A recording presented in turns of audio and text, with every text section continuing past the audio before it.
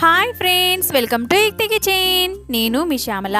ఈరోజు మన యుక్తి కిచెన్లో ఇవాల్టి రెసిపీ వచ్చేసి బియ్యంతో వడియాలు. బియ్యంతో వడియాలని ఎలా ప్రిపేర్ చేసుకోవాలో ఇవాల్టి వీడియోలో చూసేద్దాం. ముందుగా ఒక డబ్బాని తీసుకొని అందులోకి 3 గ్లాసుల వరకు రైస్ని తీసుకుంటున్నానండి. నేనైతే వడియాల కోసం రేషన్ బియ్యాన్ని ఒక 3 గ్లాసులు తీసుకుంటున్నాను. మీరు కావాలనుకుంటే ఇంట్లో వండుకునే రైస్తో కూడా చేసుకోవచ్చు. రేషన్ బియ్యాన్ని 3 గ్లాసులు తీసుకున్నాం కదా. ఇప్పుడు ఈ రైస్ని వాటర్ వేసుకొని ఒక 2-3 సార్లు కడిగి తీసుకోవాలి. ఇలా రైస్లోకి వాటర్ వేసేసుకొని చక్కగా రైస్ని కడిగి తీసుకోండి. నేను ఇక్కడ రైస్ని కడిగిన తర్వాత చూపిస్తున్నాను చూడండి. ఈ విధంగా రైస్ని కడిగి తీసుకున్న తర్వాత ఇప్పుడు ఇందులోకి రైసు మునిగేంత వరకు వాటర్ వేసేసుకొని ఈ రైస్ని 3-4 గంటల పాటు నానబెట్టుకోవాలి. చక్కగా 4 గంటల పాటు నానబెట్టేసుకోండి, అలాగే వదిలేయండి. ఇప్పుడు స్టవ్ ఆన్ చేసుకొని స్టవ్ మీద ఒక గంజును పెట్టేసుకోండి. అందులోకి వాటర్ని యాడ్ చేసుకోవాలి.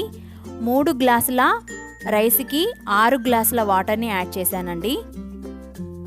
ఇక్కడ చూపిస్తున్నాను చూడండి. 4 గంటల తర్వాత మన రైస్ అనేది చక్కగా నానిపోయిందండి. ఇప్పుడు ఈ రైస్లో ఉన్న వాటర్ని వంపేసి రైస్ని తీసుకోవాలి. ఇక్కడ చూపిస్తున్నాను చూడండి. ఇక్కడ మనకి వాటర్ అనేది మరీ హీట్ అవ్వాల్సిన అవసరం ఏం లేదండి. జస్ట్ అలా మీడియం ఫ్లేమ్లో పెట్టేసేయండి. ఇప్పుడు ఇందులోకి 1 టేబుల్ స్పూన్ వరకు నువ్వులు యాడ్ చేసుకోండి. అలాగే 1 టేబుల్ స్పూన్ వరకు జీలకర్రని యాడ్ చేసేసుకోండి. 1 టేబుల్ స్పూన్ వరకు ఓమాని యాడ్ చేసేసుకోండి. వీటన్నింటిని యాడ్ చేసిన తర్వాత ఒకసారి మొత్తం అంతా కలుపుకోండి. ఈ విధంగా మొత్తం అంతా కలిపేసుకున్న తర్వాత ఇప్పుడు మనం ఇందులోకి నానబెట్టి ఉంచిన రైస్ని యాడ్ చేసేసుకోవాలి.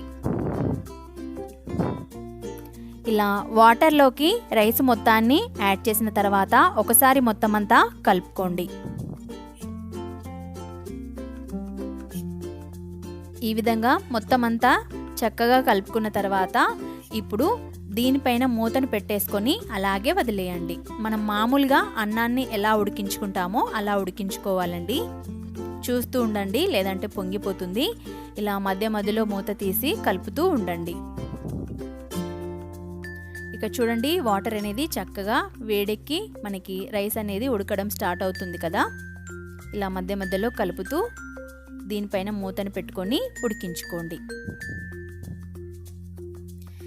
ఇక్కడ నేను ఇందులోకి సరిపడా సాల్ట్ని యాడ్ చేస్తున్నానండి. సాల్ట్ చూసుకొని వేసేసుకోండి.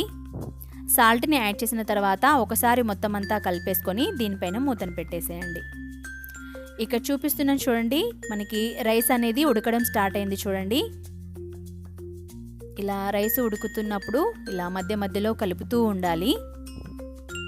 రైస్ని మెత్తగా అయ్యేంత వరకు ఉడికించుకోవాలండి.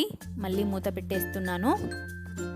ఇక్కడ చూపిస్తున్నాను చూడండి, వాటర్ అంతా ఇనికిపోయి 10 నిమిషాల తర్వాత వాటర్ అంతా ఇనికిపోయి చూడండి మనకి రైస్ అనేది మెత్తగా ఉడకడం స్టార్ట్ అవుతుంది కదా.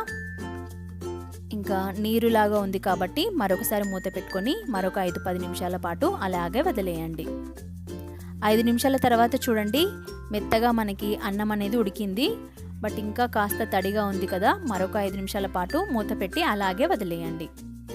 5 నిమిషాల తర్వాత చూడండి చక్కగా మన రైస్ అనేది మెత్తగా ఉడికిపోయింది చూడండి. ఈ విధంగా ఉడికించుకుంటే సరిపోతుంది.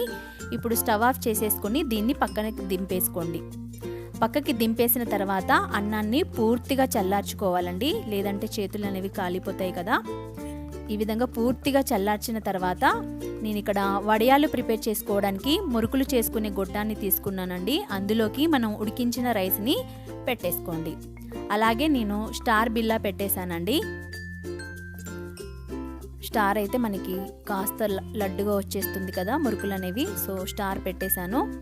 ఈ విధంగా నేను చూపిస్తున్న విధంగా రైస్ని అందులోకి పెట్టేసుకొని ఈ విధంగా ప్రెస్ చేస్తే మన వడియాలు అనేవి వాటంతట అవే చక్కగా వచ్చేస్తాయండి. చూడండి, మీకు ఇక్కడ వీడియోలో చూపిస్తున్నాను చూడండి. ఈ విధంగా ఈజీగా బియ్యంతో వడియాలని ప్రిపేర్ చేసేసుకోవచ్చండి. ఈ విధంగా మొత్తం పిండి మొత్తాన్ని వడియాల్లాగా ఒత్తేసుకోండి. చూడండి, నేను మొత్తం అంతా ఒత్తిన తర్వాత చూపిస్తున్నాను చూడండి. నేను చేసిన 3 గ్లాసుల రైస్తో నాకు మొత్తం ఇవన్నీ వడియాలు అయ్యాయండి. చూడండి, వీటిని ఇలాగే వదిలేయండి. ఒక 2 రోజుల పాటు చక్కగా ఎండలో ఆరబెట్టుకోండి. ఆ తర్వాత చూపిస్తున్నాను చూడండి, చక్కగా ఇలా తడి అనేది లేకుండా చక్కగా ఆరబెట్టుకోండి. నేను చేసిన వడియాలు ఇలా డబ్బాలోకి నిండిపోయాయి. అలాగే ఇక్కడ పక్కన డబ్బాలోకి కూడా ఉన్నాయండి. 3 గ్లాసుల రైస్తో నాకు ఇన్ని వడియాలు అయితే వచ్చేసాయండి. ఇప్పుడు నేను ఇలా ఆరబెట్టిన వడియాలని ఆయిల్లో ఫ్రై చేసి చూపిస్తున్నాను చూడండి. ఆయిల్ అనేది బాగా హీట్ అయితేనే మన వడియాలు కూడా చక్కగా వచ్చేస్తాయండి. ఇలా ఆయిల్ హీట్ అయిన తర్వాత వడియాలను వేసేసుకొని ఫ్రై చేసేసుకోండి. చూడండి, చాలా ఈజీగా పాపడాల్లాగా వచ్చేస్తున్నాయి. చూడండి, చక్కగా వేగిపోతున్నాయి. టేస్ట్ కూడా చాలా చాలా బాగుంటాయండి. మీరు కూడా ఒకసారి ట్రై చేయండి. ఇలాగే మనం సరిపడా వడియాలని ఫ్రై చేసిన తర్వాత చూపిస్తున్నాను చూడండి. ఇవన్నీ నేను ఫ్రై చేసిన తర్వాత చూపిస్తున్నాను.